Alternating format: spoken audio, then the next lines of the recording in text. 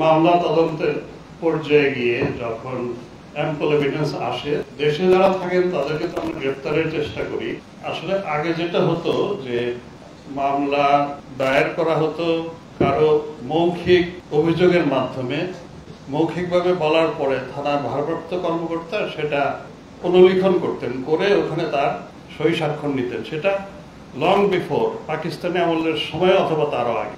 এখন যেটা হয়েছে মোস্টলি, যেহেতু এটা হয়তো বা আমাদের শিক্ষিতের হার বেড়েছে, সবাই নিজের হাতে লিখে নিয়ে আসেন, এবং যখন একজন কমপ্লেনেন্ট, যাকে আমরা আইনের ভাষায় বাদী বলি, উনি যখন নিয়ে আসেন তখন আমাদের উপরে এটা আমাদের আইনে কম্পালশন, আমরা এর বাইরে যেতে পারি না, ওইটা আমাদেরকে পুলিশকে মামলা হিসেবে রুজু করতে হয়। ওয়ালটন আবারও মিলিয়নিয়ার অফারে ওয়ালটন ফ্রিজ কিনে আপনিও হয়ে যেতে পারেন মিলিয়নিয়ার।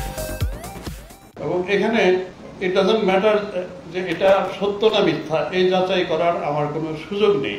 উনি অভিযোগ যেটা দেন সেটা আমাকে এক্স্যাক্টলি ওইটাই মামলা হিসেবে নিয়ে নিতে হয়। এরপর তদন্তে গিয়ে আমি দেখি যে আসলে কতটুকু সত্য কতটুকু মিথ্যা। সত্য অংশটুকুই আমরা তদন্তে উঠিয়ে নিয়ে আদালতের কাছে পাঠাই যে এই অপরাধটা হয়েছে। এখন যেটা 5ই আগস্টের পরে দেখা গেছে, আপনি মানে ভেরি রাইটলি সেড, অনেকে ওই অসৎ উদ্দেশ্যে মানুষের কাছ থেকে অর্থ আদায়ের জন্য, হ্যারাস করার জন্য, ভয় দেখানোর জন্য অপরাধটা হয়তো করেছেন 5 জন কি 10 জন, ওখানে আরো 300 লোকের নাম দিয়ে মামলা দায়ের হচ্ছে, এবং গতকালও একটা হয়েছে। তো এটা আমি আপনাদের সকলকে নিশ্চিন্ত করতে পারি আপনাদের মাধ্যমে দেশবাসীকে, যে আমরা শুরু থেকে, স্বরাষ্ট্র মন্ত্রণালয় বলেছেন, আমি নিজে বলেছি, এবং পুলিশের সকল পর্যায়ের কর্মকর্তারা এই নির্দেশ পেয়েছেন যে নিরীহ লোককে যেন গ্রেপ্তার করা না হয়, নিরীহ লোককে যেন হয়রানি করা না হয়। তদন্তে শুধুমাত্র যার বিরুদ্ধে দায়ভাগ পাওয়া যাবে তার বেলাতেই আমরা ওয়ারেন্ট অফ অ্যারেস্ট চাইব, তাকেই আমরা শুধু গ্রেফতারের কার্যক্রম করব, তার বেলায় নিব। কিন্তু এই যে যেটাকে মিথ্যা মামলা বলছেন, মামলাটা মিথ্যা না, মামলাটা সত্যই, কিন্তু অতিরিক্ত আসামির সংখ্যা বাড়িয়ে দেওয়া, এই জায়গাটা আমরা বন্ধ করতে পারছি না। এটা আসলে আইনে আমাদের এই সীমাবদ্ধতাটা রয়েছে। দেশ আলটিমেটলি তো রাজনীতিবিদরাই চালাবেন, তারা তো নিশ্চয়ই সবচাইতে বেশি বোদ্ধা, এবং দেশের কল্যাণ, মানুষকে এগিয়ে নিয়ে যাওয়া, নেতৃত্ব দেওয়া, এটা তো আসলে ওনারাই করেন। আমরা তো তাদের নেতৃত্বের উপরেই আস্থা রাখি।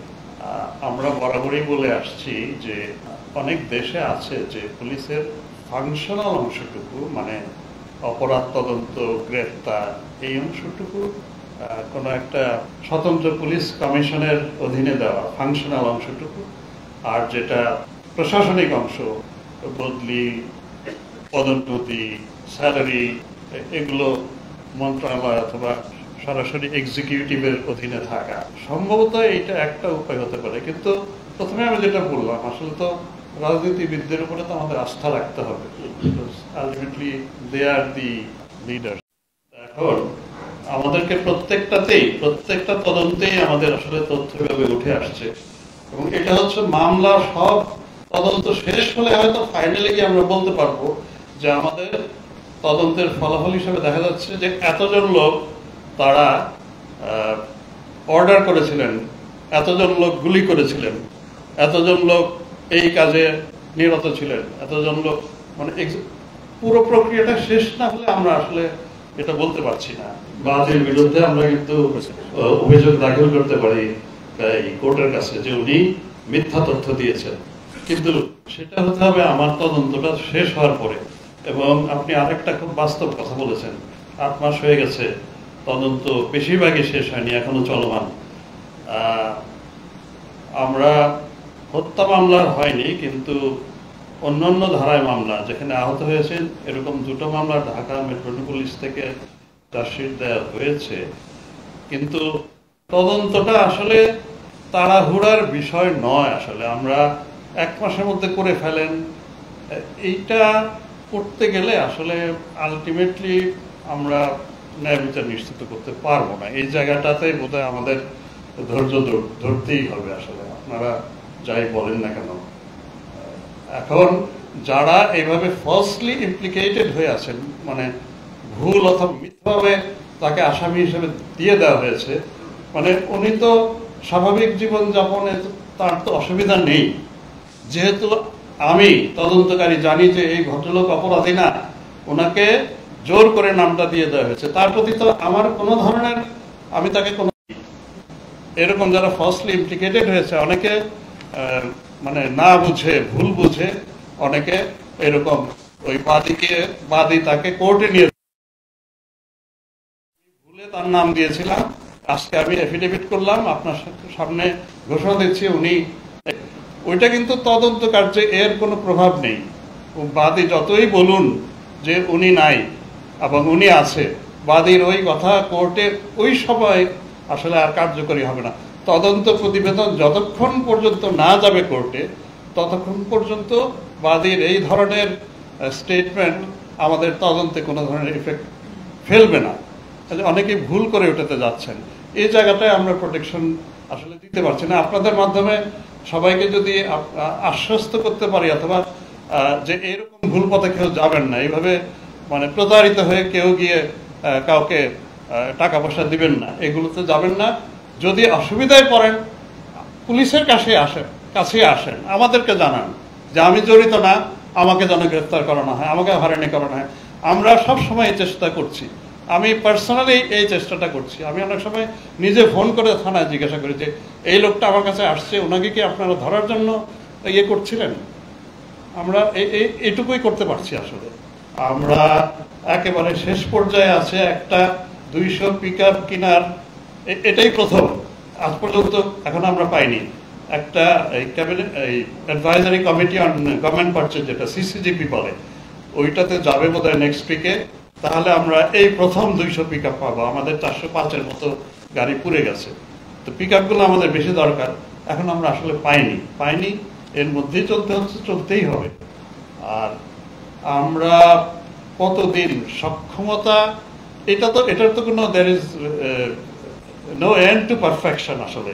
এখন 5ই আগস্টের আগে পুলিশ যে অবস্থায় ছিল, ওটাই কি পুরোপুরি সক্ষম পুলিশ অথবা কার্যকরী অনুযায়ী পুলিশ ছিল? অবশ্যই না। আমরা চাইব আপনাদের প্রত্যাশা অনুযায়ী রিচ করতে, এবং that is an endless journey. কিন্তু তারপরও একটা লেভেল তো আছে, যে ওই লেভেলটা অন্তত আমি যেতে চাই, যখন মানুষ মোরলেস বলবে যে না, গিয়ে সেবা পাওয়া যায়, পুলিশ দুর্ব্যবহার করে না, পুলিশকে দেখলে ভয় আসে না, মানে কর্তৃত্বপরায়ণ পুলিশকে টার্ন করা, মানে এটা প্রথমে আমি বলেছিলাম যে এটা আসলে একেবারে কি বলে আপনার 180 ডিগ্রি আপনার ইয়ে করা, আপনার প্যারাডাইম শিফট করা, এটা একটা মানুষকে ওইভাবে ইয়ে করাটা আপনার ইট টেকস টাইম। কারণ লোকগুলো কিন্তু ওই লোকগুলোই আছে, এবং তাদেরকে আমরা, একটা হচ্ছে যে সরকারের সদিচ্ছা থাকে, সরকারের উপর থেকে তাদের নির্দেশনা থাকে, এবং সেটাই আমরা চেষ্টা করি সবাইকে মোটিভেট করা, কাজ করানোর চেষ্টা করা, এবং সবার মধ্যে ইনভাইট করা যে this is not this police. আসলে আমাদেরকে ওই জায়গা থেকে বেরিয়ে আসতে হবে। আমরা আসলে, আপনারা জানেন যে একটা বড় একটা ট্রমার মধ্যে দিয়ে আমরা গেছি, তো সেইটার থেকে রিকভার করার জন্য আসলে আমাদের দরকার ছিল আরো বেশি বিশেষজ্ঞের সহায়তা, হয়তোবা সাইকোলজিক্যাল কাউন্সেলিং, যাতে এই লোকগুলোকে আমরা ওখান থেকে বের করে আনতে পারি। মানে একজনের মনোজগতে চেঞ্জ করাটা, এইটা একটা বড় কাজ। এই যে আপনারা প্রশ্ন করছেন, আপনারা কথা বলছেন, নিউজ করছেন, এগুলোর একটা এফেক্ট আছে। তো দিস ইজ ওয়ে, আপনাদের সবাইকে নিয়েই আমরা এগোতে চাই আর কি। কবে করতে পারবো এটা আমরাও তাকিয়ে আছি এদিকে। আসলে আমরা 62 জনের মধ্যে একটু ক্যাটাগরি আছে, কিছু আছে সাহসিকতার জন্য আর কিছু আছে সেবার জন্য। সাহসিকতার যে কাজগুলো, এর মধ্যে একটা আপনারা মনে আছে, ইটস এ গ্লোয়িং এক্সাম্পল, একজন পুলিশ সদস্য ছিনতাইকারীকে আঁকড়ে ধরে রাখছে, তাকে ইয়ে দিয়ে স্ট্যাপ করতেছিল, তারপরে সে উনি ছাড়েননি, তো সেটা সাহসিকতার কাজ। এইরকম আরো সাহসিকতার কাজ হয়েছে, আপনাদের মনে আছে আপনারাই সবচেয়ে ভালো জানেন 6ই আগস্টে যারা রাজারবাগে অস্ত্রের মুখে রাজারবাগে ঢুকেছিলেন, তখন আমাদের বিপুল সংখ্যক অসন্তুষ্ট এবং বলা যায় সর্ট অফ রেবেল, আপনার ওই সময় অনেক ঊর্ধ্বতন কর্মকর্তা, এর মধ্যে এর আগে আমার আগে যিনি ছিলেন প্রাক্তন ইন্সপেক্টর মহিনুল ইসলাম, ওনারা বিপুল সাহস নিয়ে ওনারা গিয়েছিলেন এবং মোস্ট অফ সবচেয়ে যে সেই গ্যালান্ট্রি অ্যাওয়ার্ডগুলো বেশিরভাগের কাজগুলো আমরা সেবামূলক কাজের জন্য পদকগুলো দিয়েছি। আমাদের পুলিশ হেডকোয়ার্টার্সে এটার জন্য একটা কমিটি আছে, সাহসিকতা সেবা যাদেরকে আমরা দিয়েছি প্রত্যেকেই কিন্তু আবার তার নিজের কৃতিত্বের অংশটুকু লিখিতভাবে পাঠান আমাদের কাছে, কারণ আমাদের পক্ষে প্রত্যেকটা কেস আবার সব প্রতিটা কেস আমাদের পক্ষে সবসময় জেনে রাখা সম্ভব হয় না। তো এগুলো ওনারাই পাঠান, সেগুলো থেকে একটা কমিটি বাছাই করে বিবেচনা করে যে কে সাহসিকতার কাজটা পদক পাবেন আর কে সেবার পদক পাবেন। তো এইটা বরাবর এভাবেই হয়ে থাকে। তো এবারও আমরা সেভাবেই করেছি, এক্স্যাক্টলি স্থাপনা রক্ষার জন্য ওই সাহসিকতার জন্য দেখতে হবে। আমার নাম হচ্ছে মোস্তফা মল্লিক, আমি চ্যানেল আই বিশেষ প্রতিনিধি। মারাও গেছে পুলিশের সম্পদ, এইটার ব্যাপারে ফলো আপটা আসলে আমরা একটু জানতে চাই কি অবস্থায়, এবং এই মুহূর্তে আপনার কাছে সবচেয়ে বড় চ্যালেঞ্জ কি মনে হয়? কারণ অনেক উত্তপ্ত করার জন্য মাঠে আছে, আবার শান্তিপ্রিয় মানুষজন চাচ্ছে আমরা সত্যি যে উদ্দেশ্য নিয়ে যাওয়া হয়েছিল আমরা এরকমই একটা শান্তি চাই। এই মুখোমুখি অবস্থানে অথবা মুখোমুখি অবস্থান নাও হতে পারে, চ্যালেঞ্জ করতাম। ধন্যবাদ।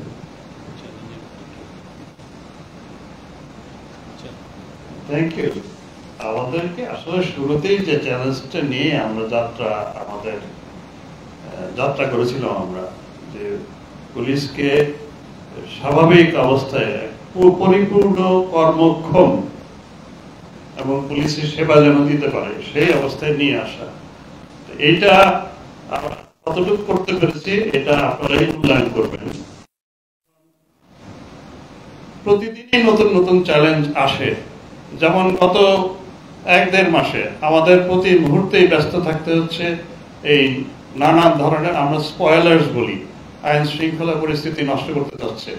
হঠাৎ করে একটা ঝটিকা মিছিল আসলো, এসে মানুষের মধ্যে, সমাজের মধ্যে একটা ভীতির তৈরি করা, অথবা নানান ধরনের এই কি বলে সামাজিক মাধ্যমে নানান ধরনের হুমকি দেয়া, অপপ্রচার করা, মিস ইনফরমেশন এন্ড ডিসইনফরমেশন, ভুল তথ্য, মিথ্যা তথ্য দেওয়া, এক এক সময় এক একটা ওয়েভ আসে। তো আমার কাছে মনে হয় যে দিস আর নেভার এন্ডিং। গোলটা তো হচ্ছে একেবারে একটা পিসফুল, স্থিতিশীল সমাজ, স্টেবল সমাজ আলটিমেটলি তৈরি করা। সকল কর্মকাণ্ড আপনার নির্বিঘ্নে ঘটতে পারে। যখন একটা বড় ইভেন্ট আসে, ঈদের সময়টাই মনে করেন, তখন আমার কাছে মনে হয় যে this is our my greatest challenge. কারণ এইটা যেন অন্তত সবচাইতে মানুষ কম ক্ষতিগ্রস্ত হয়, সবচাইতে ইজিলি, ভালোভাবে, সুষ্ঠুভাবে এটা পার করতে পারে, তখন ওইটাই একটা বড় চ্যালেঞ্জ হয়।